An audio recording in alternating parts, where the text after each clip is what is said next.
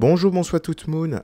On se retrouve pour des vidéos encore 2 fois plus spéciales là-dessus parce que en fait je vais faire quelque chose sur les GAPPNR, donc jeux avec protagonistes principaux noirs qui vont être basés très souvent sur les gros événements d'annonce de jeux vidéo. Donc sûrement celui d'Halloween et sûrement celui justement de l'été.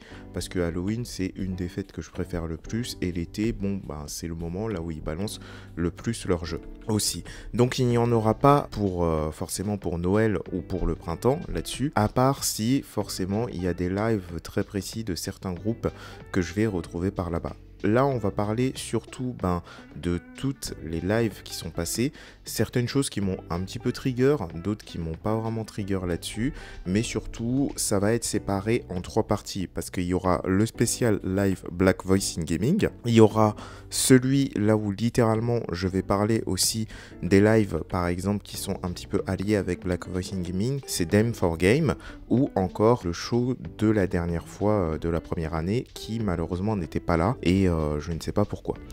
Aussi, autant se faire de la pub à soi-même, alors sachez-le que j'ai une chaîne Twitch, mais aussi que je suis sur Blue Sky. Je suis beaucoup plus, mon réseau principal ça va être Blue Sky, mais des fois je peux laisser des messages littéralement sur YouTube. Pour ce qui est de Twitch, oui en fait c'est un petit peu variable, mais même si je fais pas de live, vous pouvez voir des fois certaines personnes, des lives de d'autres personnes sur ma chaîne Twitch, des personnes qui sont très intéressantes, et bon forcément c'est des personnes de gauche, donc si vous avez un problème avec ça, autant pas aller regarder ma chaîne Twitch. Mais voilà, ça c'est la pub pour ma chaîne Twitch et aussi pour vous dire, voilà, si vous voulez me suivre sur les réseaux, venez me suivre sur les réseaux, justement Blue Sky. Donc là-dessus, allons quand même dans le vif du sujet. Il y a eu quand même déjà les grosses parties qui vont être trigger warning, surtout sur cette partie-là, qu'on va dire, qu'on va appeler la présentation. Donc déjà, le Summer Game Fest, il y avait plusieurs événements qui arrivaient. En même temps, il y avait aussi tout ce qui était live, littéralement, de Guild Wars 2, qui vous faisait gagner des drops. Moi aussi, j'ai live pour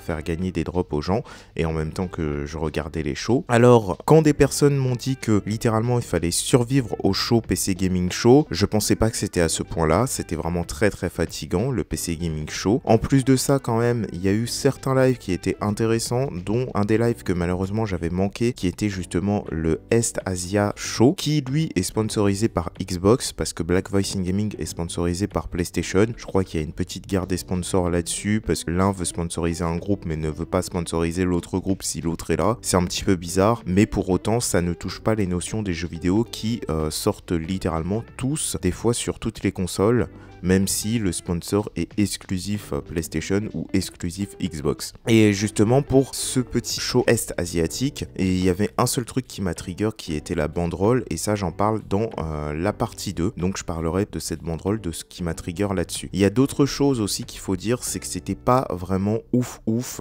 en donation de visibilité au niveau des jeux là où il y avait des protagonistes noirs. Ça j'en parle aussi dans la partie 2 de certains jeux là où ça fait plus tokenisation d'un personnage noir qu'on a mis là, mais qui en fait c'est comme si il n'existait pas réellement, que tu peux le jouer mais c'est comme si c'est pas vraiment le héros ou l'héroïne, ce qui est fortement étrange. Mais aussi il y a eu beaucoup de jeux qui ont été présentés là où étrangement ils ont pas voulu montrer de couleur de peau du personnage et autres. J'ai envie de dire, si vous avez envie de faire un personnage blanc, faites un personnage blanc, ça on s'en fiche. La seule chose qu'on veut c'est juste voir des fois plus de personnages noirs, et qu'ils arrêtent de dire que créer un personnage noir, que ça soit masculin, féminin, non-genré, en fait que ça soit justement un danger commercial, on va dire littéralement, pour vendre le jeu. Parce que de toute façon les racistes ils viendront toujours gueuler alors qu'ils voient à peine 2 ou 3 jeux avec des personnages noirs. Et là il faut le dire, il y avait vraiment pas beaucoup de jeux avec des personnages noirs. En tout j'ai noté vraiment 2 jeux. Sinon après tout le reste c'était que des personnages blancs. Après à côté de ça, vous avez pu le voir, normalement il y a le Guild Wars Actu, là où j'avais déjà parlé justement, les Guild Wars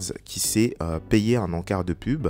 Et il faut bien le dire, les encarts de pub dans ce show, surtout dans le Summer Game Show, littéralement ça coûte extrêmement cher. Ça veut dire que c'est à moins l'entreprise elle a épargné beaucoup d'argent juste pour se payer ça, ou c'est à moins que l'entreprise niveau chiffre d'affaires ça a augmenté un max là-dessus au niveau de chez ArenaNet. Donc c'est plutôt intéressant, mais la chose qui me déçoit le plus c'est que s'ils avaient énormément d'argent comme ça, pourquoi ils l'ont pas plutôt réinvesti à ben, justement recruter des personnes qui pourraient aider pour la création de level design, la création aussi de créatures, donc tout ce qui est game artist, tech artist et environnement et tout ça. Donc moi j'aurais plus préféré ça que juste se payer une grosse pub au Summer Game Fest, parce que la pub, potentiellement, elle peut passer un petit peu inaperçue, surtout que c'est un couteau à double tranchant là-dessus, dans le sens que beaucoup de pubs qui passent au Summer Game Fest, c'est des jeux pay to win, ou le plus souvent des jeux littéralement casino, donc tout ce qui est Genshin Impact et tout ça, il faut le dire, c'est des jeux casino. Ça fait que quand ton jeu il passe dessus et qu'il est nommé comme étant free to play, beaucoup de personnes vont se dire ah ok, c'est un jeu casino aussi, donc c'est vraiment à double tranchant là-dessus, surtout que après les personnes qui vont venir vont croire que c'est vraiment un jeu casino, et quand ils vont voir que c'est pas vraiment un jeu casino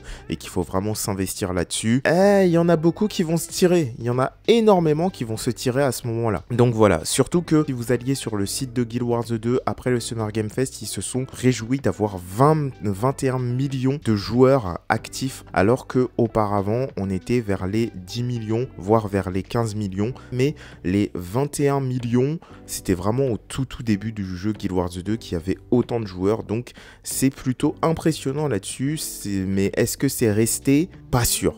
Après, il faut quand même parler d'une dernière chose qui m'a grandement trigger, c'est Death Stranding qui se fait un live spécifique juste pour un seul jeu sur le Summer Game Fest. Alors, ce live, déjà, c'était sur leur chaîne YouTube, ça, il n'y a aucun problème, mais déjà, sur le Summer Game Fest, ils sont passés se faire une pub, mais en plus, ils sont annoncés par le Summer Game Fest dans un des gros lives du Summer Game Fest. Pourquoi ça m'a trigger? C'est parce que littéralement, sur les chaînes spécifiques de NCSoft ou de Square Enix, ils font des tonnes de lives bien avant le Summer Game Fest, et ils n'ont pas besoin, littéralement, du Summer Game Fest pour annoncer leur live et autres. En sachant que le studio d'Hideo Kojima a quand même fait beaucoup de pubs et tous ces trucs-là, et qu'il y a beaucoup de personnes qui suivent les avancées, ils avaient juste à annoncer leur live, ce qui en plus ils avaient fait dans le Summer Game Fest, pour juste balancer leur live à n'importe quel moment, pas forcément dans le Summer Game Fest. Ce qui aurait pu laisser une place pour quelqu'un d'autre, et surtout que tu as d'autres studios de jeux vidéo qui ont fait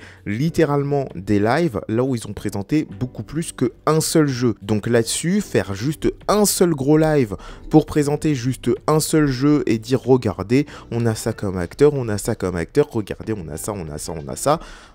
J'ai juste envie de dire, Hideo Kojima, tu pouvais le faire dans ton coin en fait. Là, sur ce coup-là, il peut le faire dans son coin. C'est bon, de toute façon, les gens, ils seront là. Tu l'annonces même, tu te crées une chaîne spéciale pour ton studio, une chaîne Twitch. Les gens, ils viendront, hein. Donc, faire ça, c'était juste, je trouve, un peu indécent. C'était du n'importe quoi. Et surtout que son studio va amasser une demi-tonne d'argent, donc il a dépensé, bon, il dépense sa thune comme il veut, ok. Mais là, tu présentes qu'un seul jeu. Si c'était présenté plusieurs jeux, là, j'aurais compris, avec d'autres jeux et tous ces trucs-là. Tu te sers de Death Stranding 2 pour dire, attention, on a aussi d'autres jeux qu'on a fait et tous ces trucs-là, et on vous les présente un petit peu et tout ça.